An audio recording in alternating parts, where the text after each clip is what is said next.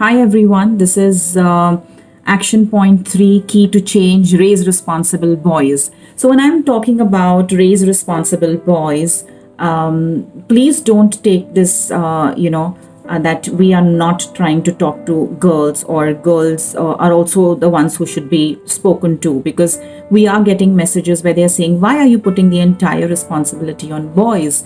Because I believe personally, and with our field work and with the kind of interaction that we've been having since almost a decade in the social domain, we realize that girls are already under too much pressure of how to behave, how to talk, how to, there are so many rules for them, there are so many boundaries that are set for girls, and they're constantly being hammered. Their freedom is at stake, their dignity is at stake, their modesty is at stake. There's so many things that are at stake for girls and women. So, of course, there is a percentage of women who probably do these false cases and harassment, which I will not deny. But that doesn't mean that we overlook the main concern. The main concern is that still a vast majority of women are affected because of this gender discrimination and gender, you can say, gap. And this gap is existing because we are not addressing the main stakeholders. And one of the key stakeholders in this is the boys, the men. So let's talk about them. So the action point 2 is about teaching young boys, as well as teaching men, and as well as teaching any male member who comes into your you can say into your life. You have to be able to teach them this one very, very important thing, and that is you have to teach these young boys, your own children, your own students, your own colleagues. And this conversation is something that men to men also this conversation must happen, boy to boy also this conversation must happen. They must talk about this, that we should not, or boys should not categorize women.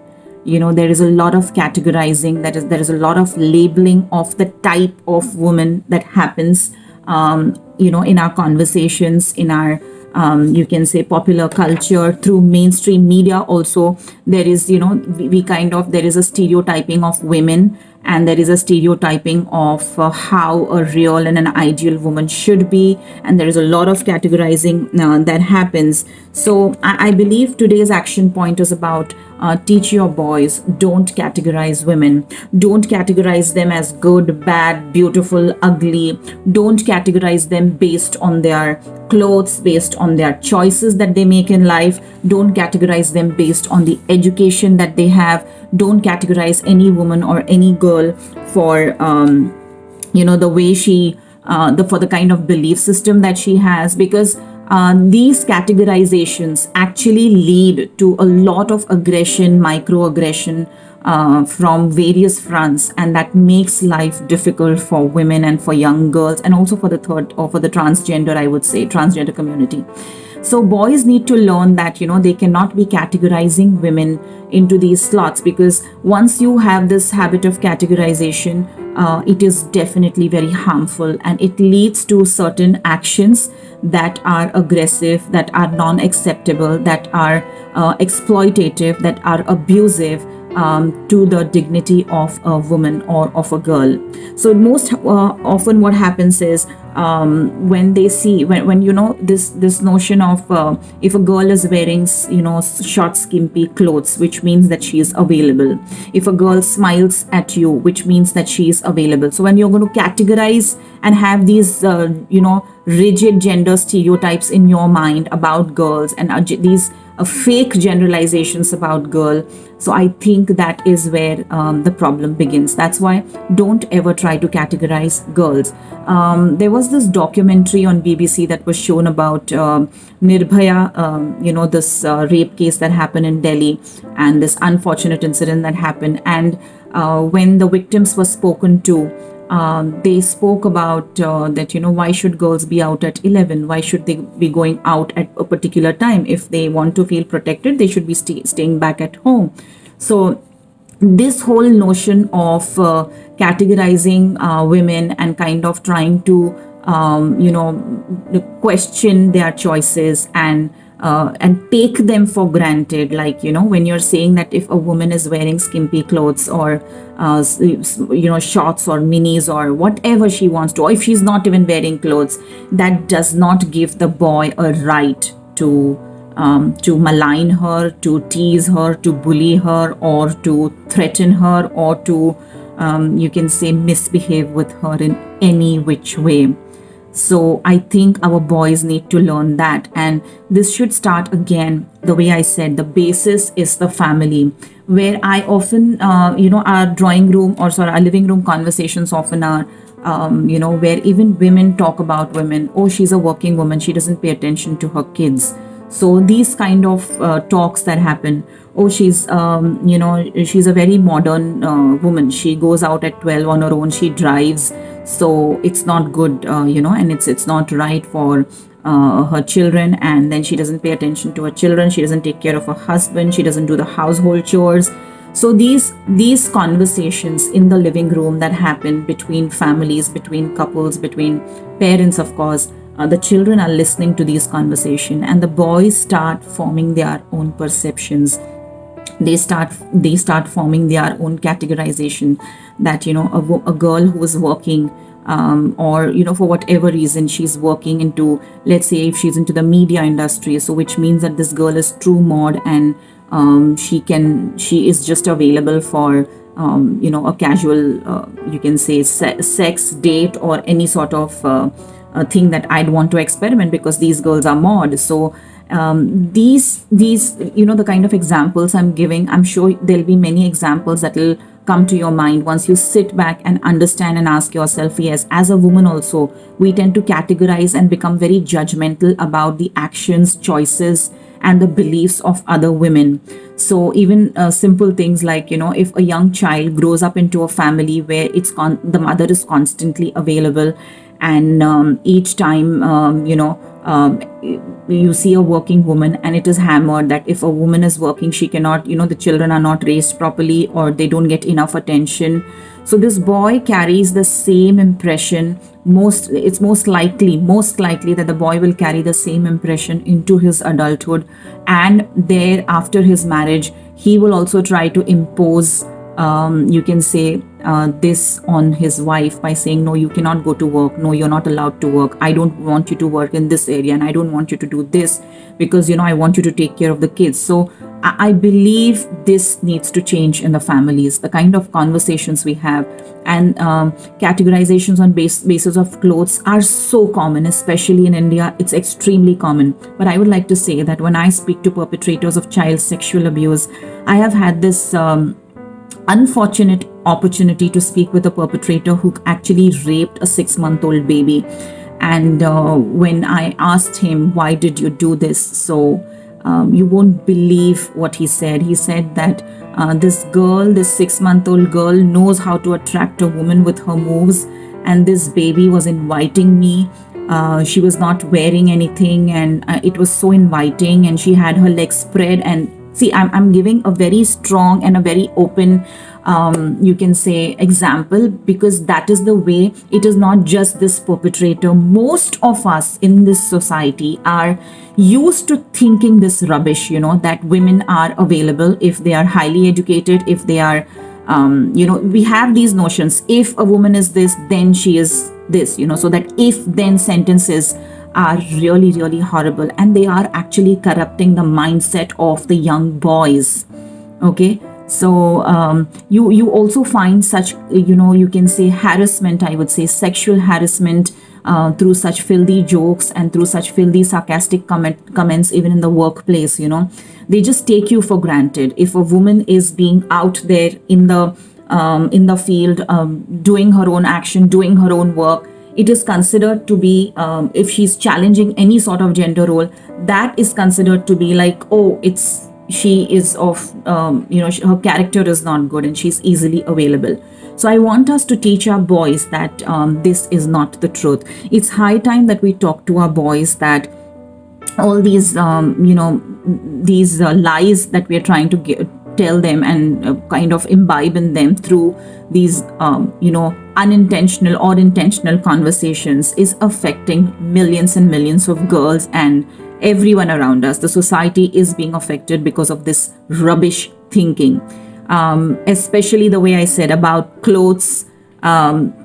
You cannot decide. I mean, boys should be taught that they cannot decide what should a girl wear, or what should she not wear, how much she should study or she should not study, which career she should take or not take. So this cannot be into the hands of men, and this begins in families. You have to, as women also, I encourage women, and I encourage mothers, sisters, wives, to kind of allow to, you must speak up. If you're seeing all such things in your own family, you must speak up, you must raise your voice, you must resist, you must raise your concerns in appropriate ways, of course, but it is important that this discussion should begin.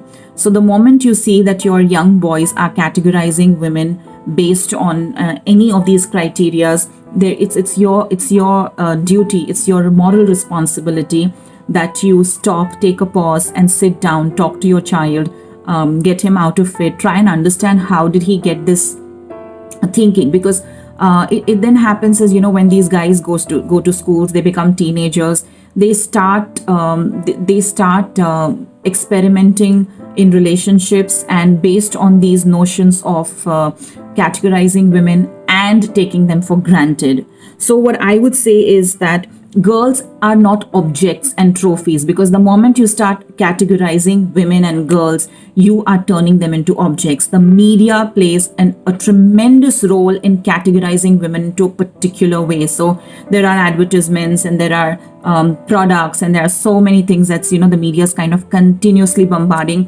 Please know that the best way, I would say, one activity I would like to give families and teachers and all is take your time, take a look at the advertisements, and see if there are any in any which way, if women are categorized, if women are treated unequally, if there is an insensitivity towards a particular gender that is shown. I think these are beautiful discussions that can happen in the living room on a weekend, or like probably when you sit down with your teenagers, talk to them about it, how they feel about it, what are their views about it. It's important to talk to these boys, because unless we don't talk to them, they will kind of try to fit them into the social stereotypes that the society has, and that is very harmful and dangerous, because the society has a rigid stereotype about how men should be, that men should be self-sufficient, men, which means that they cannot express that they need something, or that they have to depend on someone. So men should be self-sufficient, they should not express their own feelings. Now, men should act tough and they cannot cry. Men should act like, very strong, and men are strong. Or some other notions like, what are the gender roles? Like very rigid gender roles that the society defines, that women are supposed to do A, B, C, D, these things, and men are supposed to do these things. So the occupations, professions, everything is categorized based on the gender roles. So all these things, all these, I would say, false and harmful, and you can say difficult expectations from boys that the society puts in. If you don't have a conversation in your house, children will look outside, and they'll try to replicate that, they'll try to emulate that. And there is a constant pressure from the society through the media as well, apart from the media, through the basic cultural setup that we stay into, that men have to be aggressive and they are in charge and they should be in control. So the moment you see a woman in control, it's so difficult for you. Even in the workplace, if you get to know that your boss is a woman, things change. For men, it's very difficult at times. For most men, I would say, not all men, of course, it's difficult to accept that a woman is leading. It's difficult for them to accept that she is going to be in charge of a particular thing, of a particular project, or she's going to be in charge of you. You are going to report to her. And I have this, we have this conversation amongst, we meet these police officers also who are like into high ranks. They also come across through such gender biases, and they do come across such gender discrimination, and it is all based on what the society thinks. So it's important that we take our boys, sit with them, and tell them that there are no categories of women, and there are no categories of men as such. We have to first understand that the primary rule is that we are all human beings first. We have our own individuality, we have our own identity, and we have our own inner worth, and that is very, very important. You have to teach your boys that girls are not trophies, they are not medals, and they are not these prizes that you have to flaunt, because in teenagers, typically, if you see a girl who is like probably very popular and everyone likes her, she's whatever, good looking according to whatever standards, and if that girl smiles at you, the boy feels like, wow, she smiled at me and she kind of gave me a pass. So I think this attitude needs to change. You have to be able to talk to your boys, and as I said, the best way, a simple exercise is, there are so many advertisements, there are so many movies, but whichever movie, whatever content you watch on the TV, or whatever books you're reading, try and sit and have a discussion with your children, try and have a discussion with your students. Or I would say, if I'm a teacher, I would give them an assignment of, okay, watch this advertisement and come, and we're going to have a group discussion about gender roles on it. We're going to have a discussion about gender biases. So that's how these young boys need to be spoken to. They need to be, you can say, we have to have a lot of brainstorming. We have to kind of brainwash them from the rigid social stereotypes that are kind of building in them slowly. And that is something that is very, very crucial.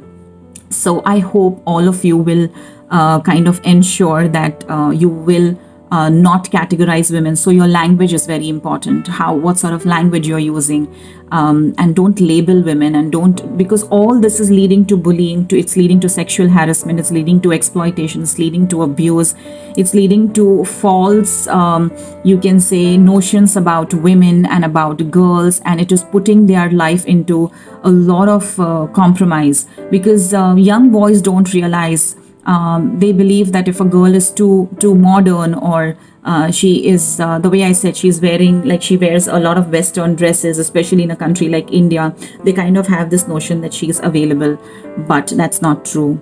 No girl is available unless she comes and you have a dialogue with her and she says, yes, I'm available.